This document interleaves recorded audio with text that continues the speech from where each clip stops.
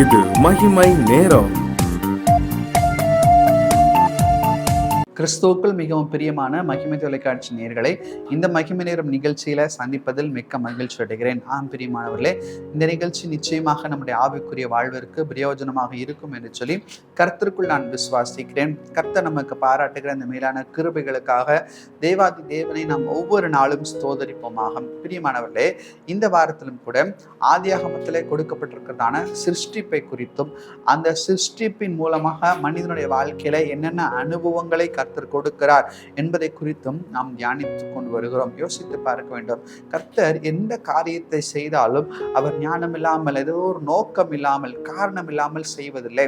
கர்த்தர் நினைத்திருந்தால் இந்த 6 நாட்கள் சிருஷ்டிப்பையும் ஒரே நாட்கள்ல கர்த்தர் சிருஷ்டித்து முடித்திருக்கலாம். ஆனால் ஒவ்வொரு நாட்களும் ஒவ்வொரு அனுபவத்தின் அடையாளங்களாய் காணப்படுகிறது. எனவேதான் கர்த்தர் 6 நாட்களை குறித்ததை நாம் பார்க்கிறோம். இன்றைக்கும் கூட இந்த 6வது நாள்ல கர்த்தர் எதை சிருஷ்டித்தார் என்று சொல்லி பார்த்தோம் என்று சொன்னால் 25வது வசனத்தை நாம் பார்க்கும்போது, தேவன் பூமியில் உள்ள ஜாதி ஜாதியான காட்டு மிருகங்களையும் ஜாதி ஜாதியான நாட்டு மிருகங்களையும் பூமியின் மேல் ஊறும் பிராணிகள் எல்லாவற்றையும் உண்டாக்கினார்.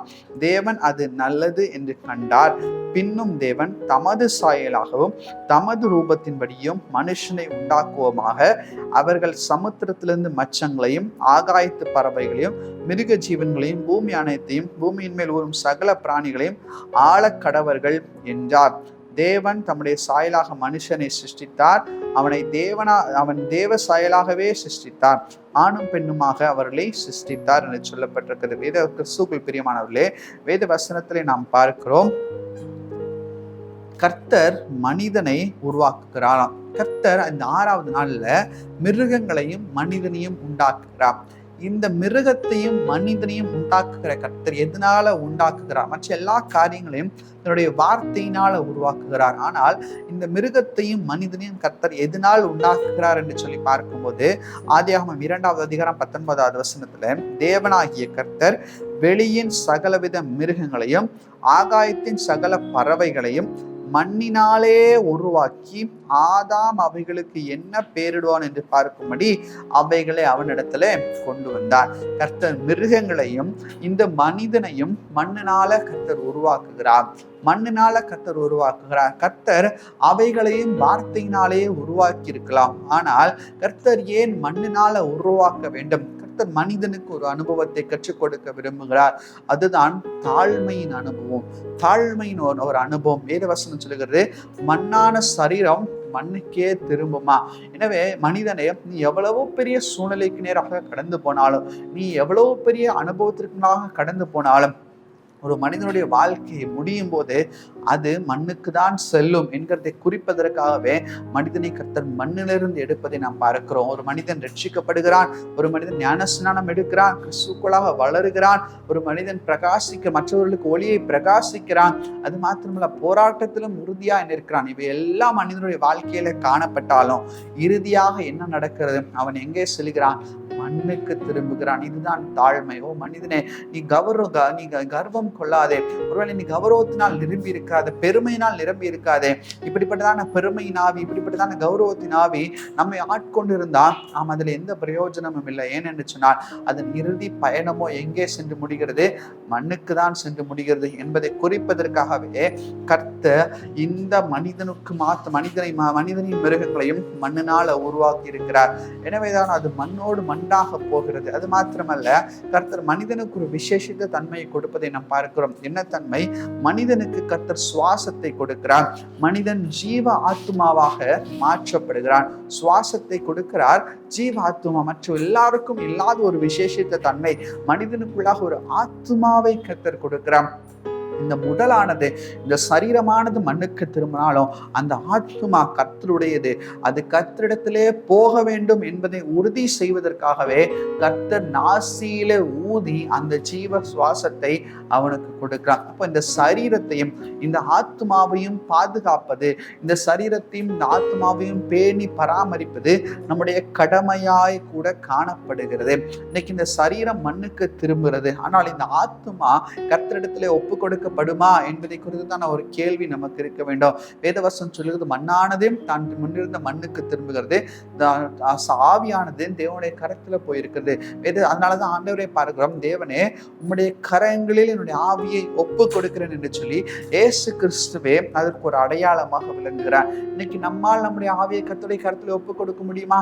நம்முடைய ஆத்மா எங்கே செல்கிறது என்கிறதான ஒரு நிச்சயம் நமக்கு இருக்கிறதா?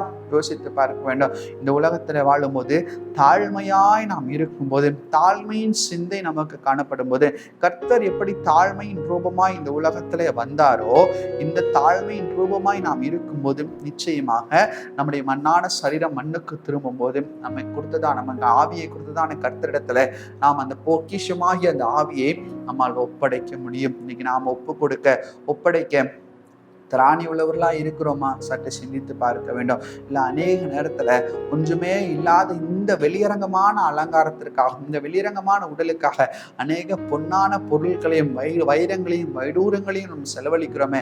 ஆனால் அந்த ஆத்மாவை குறித்துதான பாரம் நமக்கு இருக்கிறதா?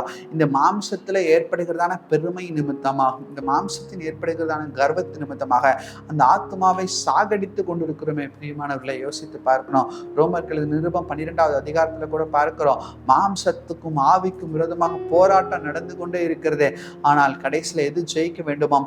ஆவி ஜெயிக்க வேண்டுமாம். இன்னைக்கு ஆவி ஜெயிக்க முடியுமா? ஆவினால் ஜெயிக்க முடிகிறதா? யோசித்து பார்க்கணும். இன்னைக்கு இந்த ஆவியை குறித்துதான ஒரு பாரம் நமக்கு இருக்குதா? ஆவியை குறித்துதான பாரம் இருக்குமானா நம்ம இடத்துல கோபம் இருக்காது. ஆவியை குறித்துதான பாரம் இருக்குமானா நம்ம இடத்துல பெருமை இருக்காது. ஆவியை குறித்துதான பாரம் இருக்குமானால் நம்ம இடத்துல அன்பில்லாத சூழ்நிலை காணப்படாது. ஒரு விஷயம் யோசிச்சு பாருங்க, ஏதாவது ஒரு கோபமான சூழ்நிலை வருது, இல்ல மற்றவர்களை காயப்படுத்துகிற மாதிரி ஏதோ ஒரு சூழ்நிலை பேசணும். யோசிச்சு பாருங்க, நாளைக்கு ஒருவேளை நமக்கு மரணம் வந்துச்சு அப்படின்னா நம்ம எங்கதான் போனோம்? மறுபடியும் இந்த மண்ணுக்கு தான் போனோம் அப்படிங்கிற யோசனை நமக்கு இருக்கணும். யோசிச்சோன்னு சொன்னா மற்றவர்களை தானாகவே நம்ம அன்பு பாராட்டும். நாளைக்கு இந்த வாழ்க்கை நிச்சயம் இல்லாத ஒரு வாழ்க்கை. அது எனவேதான் ஆண்டவர் எவ்வளவு ஞானமா செஞ்சிருக்கிறார் பாருங்க. ஆண்டவர் மண்ணான மனிதனை மண்ணிலிருந்து எடுத்து உருவாக்கியப்பா, நீ எவ்வளவுதான் படித்தாலும், எவ்வளவுதான் படித்த மேதையாய் ஆனாலும் கூட, எவ்வளவுதான் உன்னை நீயே உயர்த்து கொண்டாலும் கூட கடைசியில் எங்கதான் போவ? மண்ணுக்கு தான் போ. அப்ப இன்னைக்கு மற்றொரு இடத்துல அன்பு பாராட்ட வேண்டும், மற்றொரு இடத்துல கோபப்படக்கூடாது, எரிச்சலை ஏறக்கூடாது, பொறாமைப்படக்கூடாது, பெருமைப்படக்கூடாது.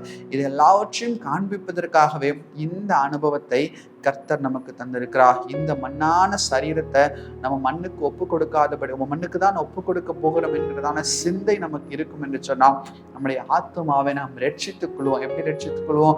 பாவத்திற்கு நம்ம ஈடுபடுத்த மாட்டோம். பாவத்தின் சிந்தனைகளுக்கு நாம் அனுமதிக்க மாட்டோம்.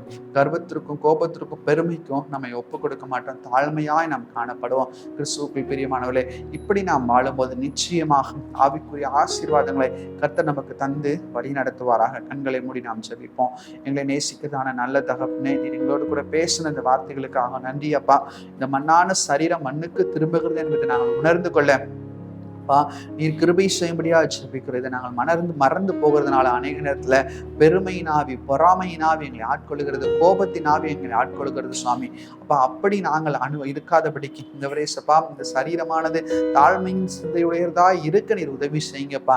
ஆண்டவரே, எங்கள் ஆத்மாவையும் நாங்கள் ஆண்டவரை காத்துக்கொள்ளவும், ஆத்மாவையும் உடைய கடத்துல பொக்கிஷமாய் கொடுக்கவும், ஆண்டவரே நாங்கள் இந்த பெருமையின் ஆவி எல்லாவற்றும் எடுத்து போட்டு தாழ்மையாய் நடந்து கொள்ள நீரே எங்களுக்கு கிருபை பாராட்டும்படியா ஜெபிக்கிறோம். உடைய அன்பின் பாதத்துல எங்களை தாழ்த்தி தருகிறோம். இப்ப ரமேஷ் மூலம் ஜெபிக்கிறோம். எங்கள் ஜெபங்களை நல்ல பிதாவே. ஆமேன், ஆமேன்.